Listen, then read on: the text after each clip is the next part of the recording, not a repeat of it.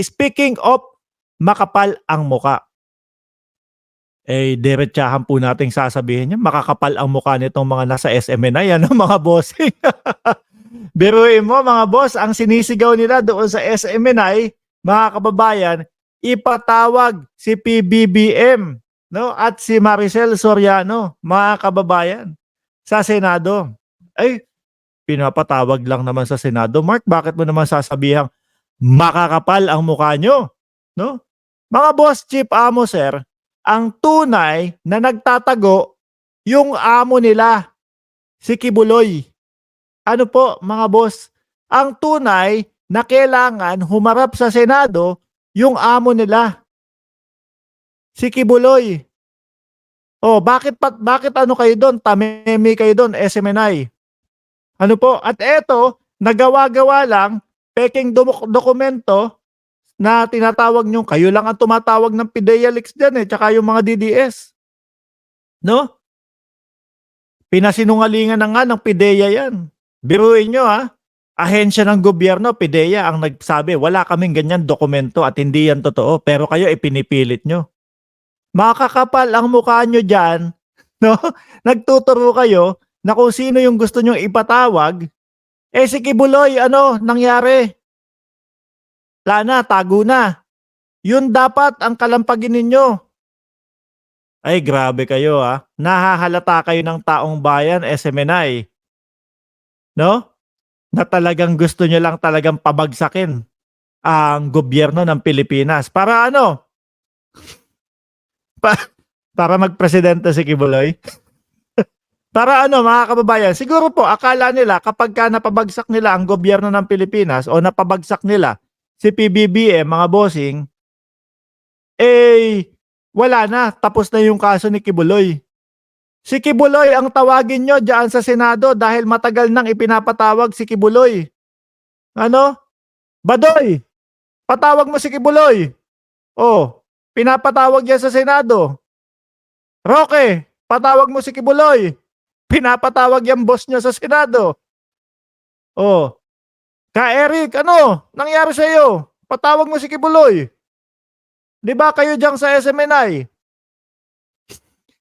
Ay nako. Ang mga inuuna ninyo, alam nyo mga bossing sanay na sanay itong mga SMNI, mga kababayan, yung magturo po. Yung magturo, tingnan mo si Trixie, mga kababayan, guest nila nung isang araw. No? Si Trixie nagtuturo, bakit ganon? Hindi dinidiscuss ng mga mainstream media itong mga itong PIDEA leaks nilang gawa-gawa na achuchuchu nila, mga kababayan. Paano nga papatusin ng yan, ng mainstream media? Chismis!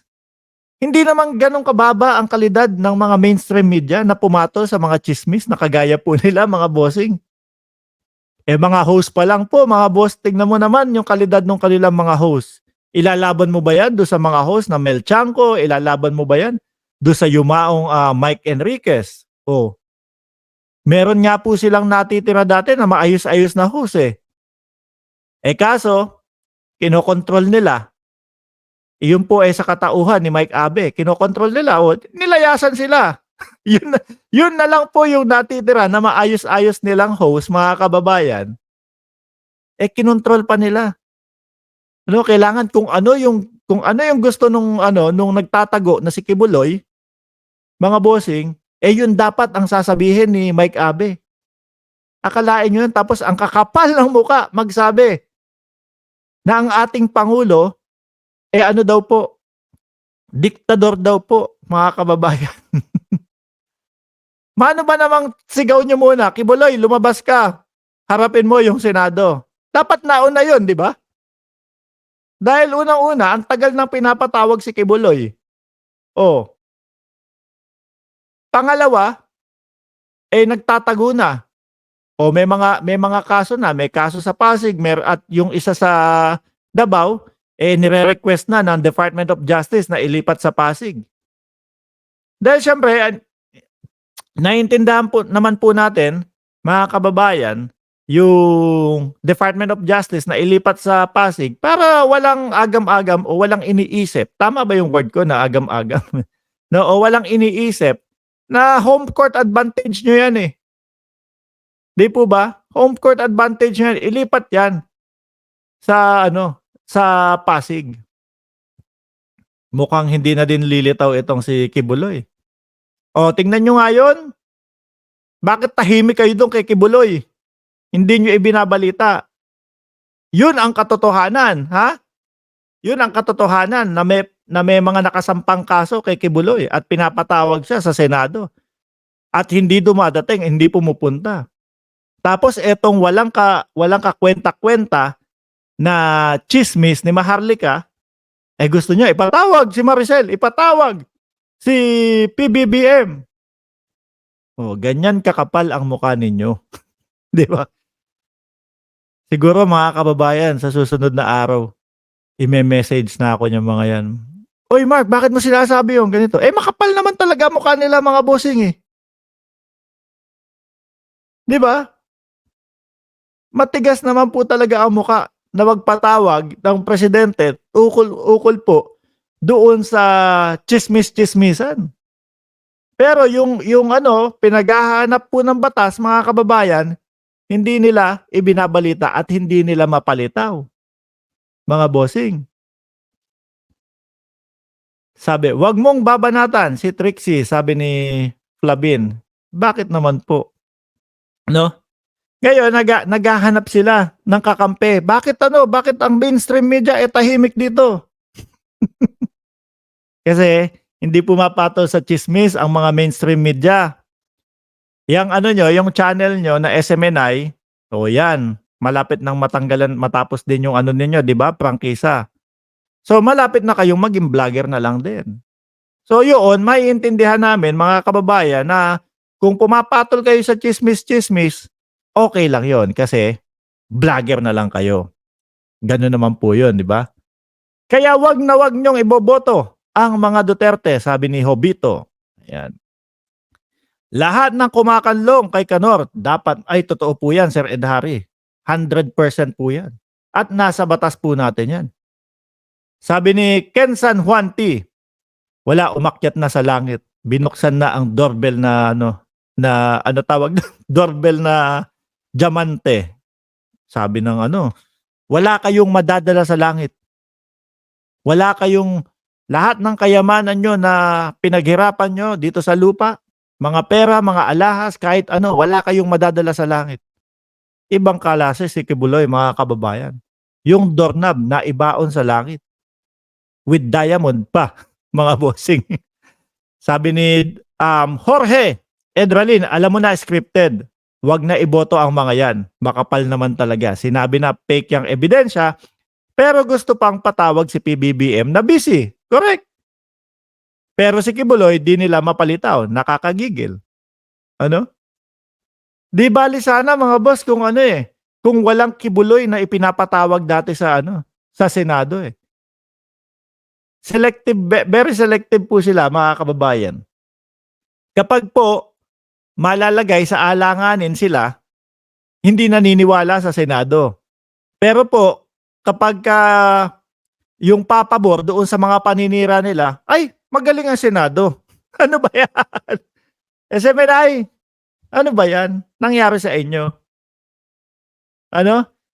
Ako naniniwala tuloy ako, mga kababayan, no, itong SMNI, kaya lang dumikit nung panahon ng kampanya. Naramdaman na nila malakas si PBBM mga bossing Naramdaman nila na malakas si PBBM. So ngayon po, mga kababayan, dinikitan nila. Siguro mapoproteksyonan tayo ni BBM, o BBM pa lang that time. Para dito sa mga kaso ni Kibuloy. Ayan. Kaso po ang ating presidente hindi tumatanaw ng utang na loob. Walang utang na loob system ang ating pangulo, mga kababayan. Kapag meron kang may reklamo sa iyo, kailangan mong harapin. Hindi kita kakanlungin. Kapag ka ikaw may nagsasabi na gumawa ka ng kalokohan laban sa kanila, ay pasensya. Kailangan mong harapin. Hindi ako kagaya ni Duterte. 'Di ba? Kayo talaga hindi nyo matigil-tigilan yung puncher. Ayaw nyo tigilan si baka mamaya yan. Huramentado na naman yan sa Senado. Grabe kayong mga basher. Pinaulit-ulit nyo ako sa puncher. Di ba? Jorge Edralin. Kasi po, sir, dito po, kagaya po sa Estados Unidos, kagaya po ng mga lugar, no, na meron pong mga Espanyol. Ayan. Yung George na G-O-R-G-E, ang ano po namin yan, ang basa po talaga nila dyan is Jorge. No po? Kaya yung pangalan niya po nakita ko. Mga bayaran niyang mga yan vlogger ng mga grupo ng puncher, sabi ni Nating. Oy, easy! Hoy! Easy!